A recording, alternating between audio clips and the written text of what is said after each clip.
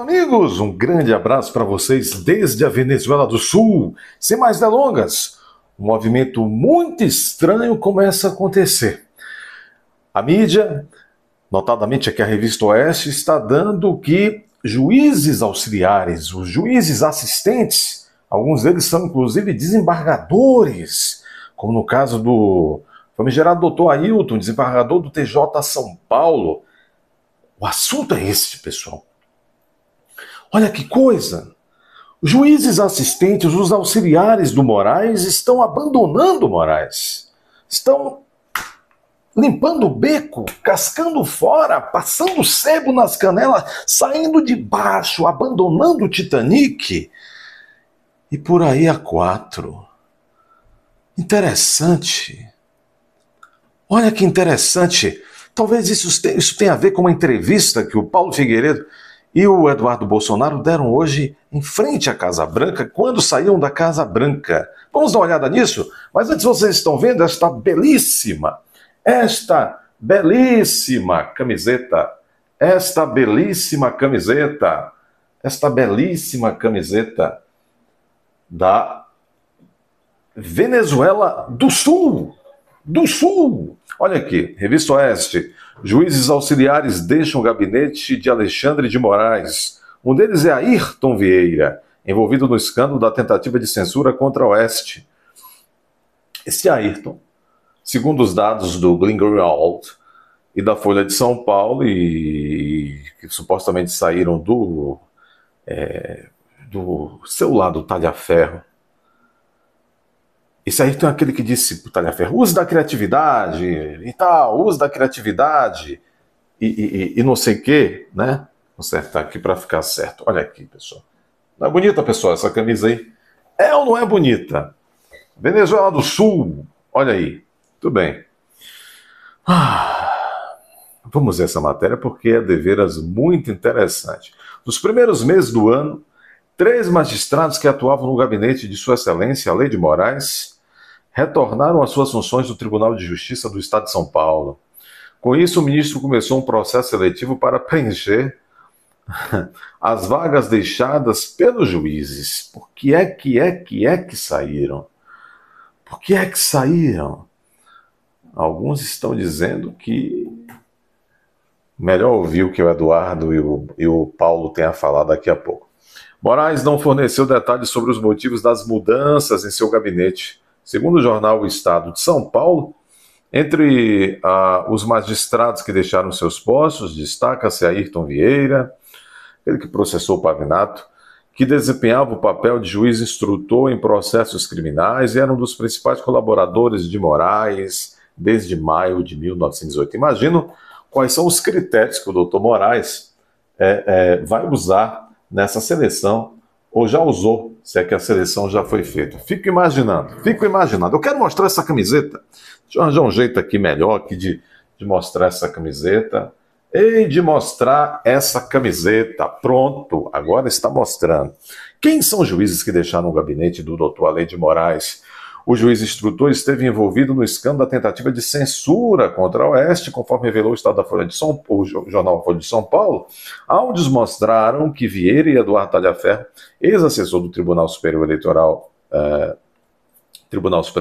o Talhaferro, trocavam informações de maneira não convencional para fundamentar decisões de Moraes. A Polícia Federal indiciou o Talhaferro, vamos falar disso em outro vídeo, por suposta violação de sigilo funcional com prejuízo à administração pública de Jesus. Está tudo invertido. Além de Ayrton, outros 2 juízes auxiliares, Rogério Marrone, esqueceu do Bruno, foi só com o Rogério Marrone de Castro Sampaio e também André Solomon Tudisco, voltaram ao Tribunal de Justiça de São Paulo. Ambos estavam cedidos ao STF e atuavam no gabinete do doutor Alê de Moraes desde fevereiro de 2018. Mas todo amor um dia acaba. Ninguém é de ninguém. Poucas relações são para sempre. As demais têm um prazo de validade. As intempéries e o tempo corroem as relações. É ou não é? Além de aí, não sei o que. Muito bem. Apesar das mudanças, Rafael Tamay, cada nome, hein? Apesar das mudanças, Rafael Tamay Rocha, da Vara Criminal do Tribunal de São Paulo, continua como juiz auxiliar no gabinete de Moraes. Esse é fiel. A norma vigente no STF permite que juízes sejam designados para atuar por até 2 anos, com possibilidade de extensão mediante autorização expressa. Alexandre de Moraes mantém sua equipe composta de 4 juízes de apoio, com 3 auxiliares e um instrutor. Ele é o único ministro do STF com autorização para contar com 4 assistentes. Porque não é pouca coisa, não é? Os demais ministros desempenham funções com o suporte de 3 magistrados. Mas como ele é super Alexandre, ele tem 4. Ah, rapaz, isso é muito interessante. Qual será o motivo que no início de 2025, portanto, meses após os escândalos de Talha-Ferro, portanto, coincidindo, nós estamos em abril, agora início de abril, coincidindo com esse período onde se diz muito sobre as sanções que poderão ser aplicadas ao doutor Alei, aos seus auxiliares, familiares. Por que é que isso está acontecendo? Por que é que os juízes, inclusive, disse que poderão vir sanções contra os juízes, contra a equipe, contra o PGR, contra os delegados de Polícia Federal? Por que que será que esses juízes... Aliás, esse doutor Ayrton, ele começou a vida aí com Moraes, ele era juiz só. E depois, então, ele foi promovido, Moraes estava lá na posse, promovido a desembargador. Meu Deus, o que é que está acontecendo? Será que teremos aqui uma luz? Uma luz nessa entrevista aqui, nessa entrevista, que olha aqui, um bate-papo entre novidades direto da Casa Branca, dizem aqui, Trump vai sancionar Moraes, revelações exclusivas direto da Casa Branca, Eduardo Bolsonaro e Paulo Figueiredo. Vamos ouvir. Então, Eduardo, estamos aqui na Casa Branca, a gente obviamente não pode filmar lá de dentro, mas acabamos de sair, de passar basicamente o dia inteiro em reunião hoje, e eu acho que vale a pena a gente explicar para as pessoas o que é que a gente faz aqui, né? Porque muita gente não sabe o que você está fazendo aqui, acha que você está a passeio, que a gente está a passeio. Eu acho que vale dizer o que é que a gente vem fazer aqui. É tomar chá com Trump, é tomar café com Trump? Olha, pode ter certeza que não é turismo, né? Inclusive, eu acho que foi um grande tiro no pé essa tentativa de confiscar o meu passaporte e me obrigar a ficar 100% do tempo aqui nos Estados Unidos, porque agora eu estou 24 horas por dia focado nessa missão. E a nossa missão é trazer verdades para cá, trazer os fatos, trazer você que vai para a Avenida Paulista, né, essa foto, ou de você de Copacabana, para a gente mostrar que não é uma coisa sobre Bolsonaro tão somente. É sobre todo o país, mais de metade do país clamando por liberdade. Então a gente leva fatos, a gente encontra com diversas pessoas, e essa é a construção política necessária para que a gente chegue no resultado que a gente espera, né, que é realmente botar um freio nas pessoas que há muito tempo estão rasgando a Constituição e não tem qualquer tipo de limite, né? Responsabilizar. Eu acho que muitas vezes as pessoas ficam perguntando, mas cadê? Vocês se reúnem aí, mas e aí, cadê as sanções? Só ouço falar, não sei o quê. Então é importante que as pessoas entendam que aqui é um processo sério, né? Hoje a gente trouxe aqui um calhamaço desse tamanho, com as decisões do Alexandre todas traduzidas de forma juramentadas, a explicação, a jurisprudência para as medidas que são tomadas, quais foram os indivíduos que tiveram seus direitos violados, de que forma. Então é um processo. E a Casa Branca não é a casa da mãe Joana, não é? A gente não toca a campainha ali, Trampão, sanciona aí o Xandão pra gente.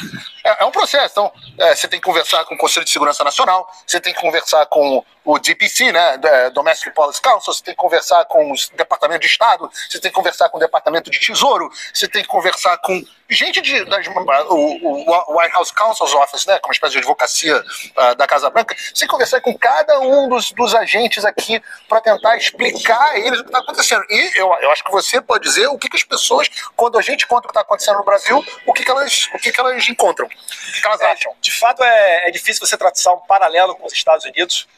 Eu tenho que aqui render as homenagens ao Paulo Figueiredo, que ele é muito mais entendido de legislação americana do que eu, então ele consegue trazer essa ideia melhor para apresentar para eles.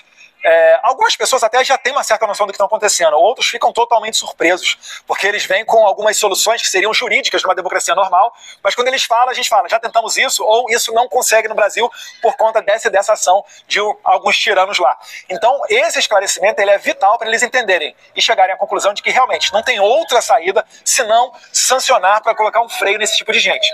Eu estou falando aqui de sancionar pessoas, não de sancionar o país. O nosso objetivo aqui não é aumentar as tarifas comerciais para que produtos sejam encarecidos no Brasil. Isso, inclusive, é uma política socialista. Hoje a gente estava aqui na Casa Branca, enquanto nós estávamos tendo reunião, o Trump estava anunciando tarifas para o Brasil, e a gente estava discutindo o quanto que seria benéfico se o Brasil tivesse uma boa relação, como tinha na época do governo do seu pai, como isso poderia ter sido evitado, como aliás seu pai evitou no caso do aço. No caso do aço, né, o Trump, no primeiro mandato dele, acabou colocando tarifas no aço que vinha do mundo inteiro para os Estados Unidos, exceto o Brasil, porque o presidente Bolsonaro fez interlocução, abriu um diálogo e conseguiu conversar com o presidente Trump, coisa que não ocorre hoje, porque o Lula ele tem sido visceral contra o Trump. O Trump fala uma coisa, o Lula vai a público para falar outra. Além do mais, todas as políticas aqui da administração Trump, ele faz questão de se colocar do lado oposto. Posso citar vários exemplos. Eu começo falando aqui do fim do padrão dólar, acabar com o uso do dólar americano nas transações internacionais. Mas tem vários outros. Mais, Irã, Pro-China, Venezuela, enfim, dá para passar o dia inteiro aqui. Mas resgatando o ponto que você estava falando, é que a gente não quer tarifa para o Brasil, a gente não quer sanção para o Brasil. A gente quer sanção para responsabilizar algo que já existe dentro da legislação americana. Isso é importante dizer. Alexandre de Moraes violou a legislação dos Estados Unidos quando ele se esquiva de seguir os tratados internacionais entre o Brasil e os Estados Unidos para ir atrás de companhias e indivíduos dentro dos Estados Unidos. Ele violou as leis internacionais de direitos humanos, ele violou, inclusive, o que se entende aqui nos Estados Unidos como cometeu práticas de corrupção, e o que a gente faz aqui são simplesmente trazer os fatos. E quando a gente traz os fatos, tem um misto disso que você estava falando, né, Eduardo? Das pessoas não entenderem a gravidade do que está acontecendo, ficarem surpresas, digamos assim, mas, por outro lado, eles também entendem um certo paralelo, né? Porque eles veem o que aconteceu com Donald Trump, eles veem a forma como os juízes aqui nos Estados Unidos, está muito em discussão, né? Os juízes, a gente falou muito disso aqui, sim, como os juízes estão invadindo as prerrogativas do Poder Executivo, sendo usadas para parar a vontade do eleitor, né? E muitas outras questões também. Ele vai ficando por aqui para não estender tanto o vídeo. Nosso cameraman não cansar muito o braço dele. Nosso cameraman, tadinho, tá com o bracinho já caindo. Mas pode ter certeza que a gente segue aqui trabalhando, pensando no melhor para o povo brasileiro. Aqui ninguém está turistando ou passeando não, tá? Vão ter muitas outras vindas ainda, pessoal. Saibam que esse é um processo, a gente tem que ter expectativa no lugar. A gente está tratando de várias coisas diferentes. Tem visto... Essa parte é muito importante, esse minuto final desse vídeo aí do Paulo e do Eduardo. Muito importante essa última parte. Ouçam bem, porque tem a ver com a primeira metade do vídeo.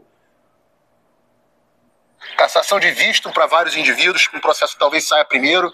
Tem o processo das sanções financeiras específicas na figura do Alexandre, mas com sanções secundárias para outras pessoas, talvez certos procuradores, talvez certos... talvez sobe até para político. Então, delegados, etc., por aí vai. Inclusive, parece que tem juiz auxiliar que está saindo aí da posição, mas não vai escapar, não. Então, as pessoas têm que entender que isso é um processo que ainda vai demorar alguns meses. Talvez possa vir mais rápido do que a gente imagina, mas aqui a coisa é feita com seriedade, né? É isso aí. Só finalizando, se você está vendo esse vídeo no YouTube, parece clichê, mas é verdade. Curta, comente, se inscreva no canal, que isso faz o algoritmo entender que essa mensagem é relevante e entrega para mais pessoas. E o Paulo Figueiredo está também no Rumble e no Local. Meus amigos, o que dizer? O que dizer mais? Dê seu like, inscreva-se no canal, seja inscrito, corra aí e vê se você continua inscrito, porque eles estão tesourando você. Além disso, não espere notificação. Se você já é inscrito, não espere notificação. Atenção, não espere notificação. Entre no canal de manhã, de tarde, de noite. Vai ter vários conteúdos inéditos. A plataforma não quer notificar. Abra a cabeça. Muito bem. Deixe seu comentário. Eu quero fazer um pedido de coração a vocês. Eu estou avisando. Vocês, eu tenho notado, estão usando palavras feias, não contra mim, mas contra o sistema, contra tudo. Parem de colocar palavrão aí, porque, olha, não vou ter consideração com ninguém. Pode ser a pessoa que estava aqui na primeira semana desse canal, que agora já conta com 201 mil inscritos. Se você ficar aí colocando palavras feias, né, palavrões, palavras grandes, eu vou excluir você do canal. Então, tenha respeito, ok? Bom, compartilhe. Preciso que você se torne-se membro do canal. Quem se tornar membro do canal vai ter desconto lá na loja do parceiro, desse parceiro que tem essas lindas camisas aqui da Venezuela do Sul. Aliás, eu quero parabenizar o pessoal da produção, porque me surpreendeu muito. Estava preocupado com a qualidade, sempre dizendo, olha, tem que ter uma qualidade boa, pessoal, para fazer aí a parceria, qualidade boa do material, né, um algodão bom no tecido. Parabéns, hein? Muito bom mesmo, veste confortavelmente. Aliás, as camisas Chegaram cheirosas. Que bacana. Um abraço.